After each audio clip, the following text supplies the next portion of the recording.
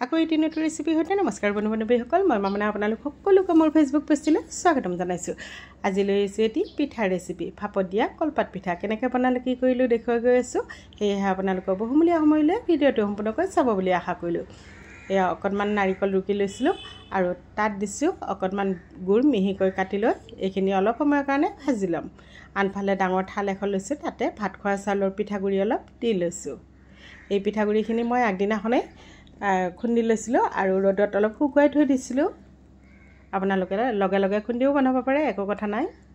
অকণমান ইয়াতে নিমখ দিলো, মিহলাই লৈছো। এতিয়া অলপ অলপ পানীৰে এইখিনি আটা মৰাৰ দৰে ভালদৰে মাৰি ল'ম।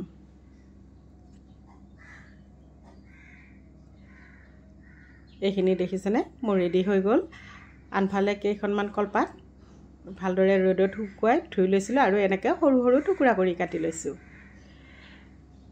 এতিয়া তাত পিঠাগুড়িৰ মিশ্ৰণখিনি দি দিম। এনেকৈ গোল কৰি লৈছোঁ, অলপমান এনেকৈ চেপেটা কৰি কৰি কলপাতখনত দি দিলোঁ আৰু তাৰ ওপৰত দিম গুড় আৰু নাৰিকলৰ মিশ্ৰণ।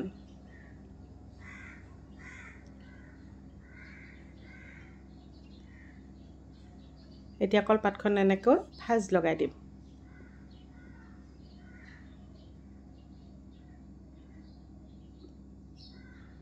আৰু এখন মই দেখুৱাই দিছোঁ। এই পিঠাটো চাগে বহুতে বনাব জানে, হ'লেও যিসকলে নাজানে বা নশিকাৰুসকলে শিকিব পাৰিব। আপোনালোকে বাৰু এই পিঠাটো এনেকৈ বনাইনে কমেণ্টত জনাবচোন বাৰু। আকৌ ভাজ লগাই দিলোঁ। এনেকৈ মই গোটেইখিনি বনাই ল'ম। এয়া দেখিছেনে মই গোটেইখিনি ৰেডি কৰি ল'লোঁ। ইয়াতে মই প্ৰায় 7-8খনমান এনেকৈ কলপাত ৰেডি কৰি লৈছোঁ। একেলগে বহুত সিদ্ধ কৰাও দিগদাৰ হয়। আনফালে গেছত কেৰাহী এখনত পানী উতলিবৰ কাৰণে থৈ দিছিলোঁ। ধুনীয়াকৈ পানী উতলি আহিছে। এতিয়া তাৰ ওপৰত এটা ফুটা থকা খৰাহী এটা দিছোঁ। এতিয়া কলপাতকেইখন দি দিলোঁ।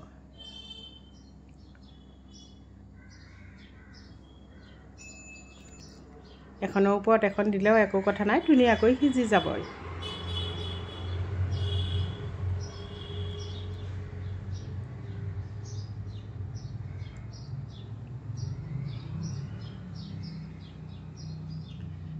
এতিয়া ঢাকনি এখন লগাই প্ৰায় 10-15 মিনিটমান সময় ৰাখি থৈ দিম এনেকৈ।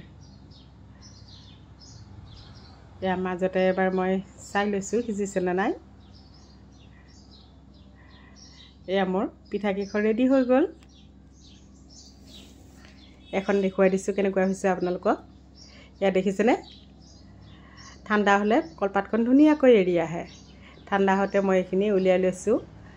এয়া মোৰ পিঠা খাবৰ বাবে ৰেডি হৈ গ'ল। ভিডিঅ'টো চাই কেনেকুৱা পালে কমেণ্ট কৰি জনাবচোন। যদি ভাল লাগিছে লাইক কৰিব, ভিডিঅ'টি শ্বেয়াৰ কৰি দিব। আপোনালোকৰ বহুমূলীয়া সময়লৈ ভিডিঅ'টো সম্পূৰ্ণকৈ চোৱাৰ বাবে অশেষ ধন্যবাদ জনালোঁ। আকৌ এটি নতুন ৰেচিপিৰ সৈতে আজিলৈ এৰিছোঁ। ধন্যবাদ।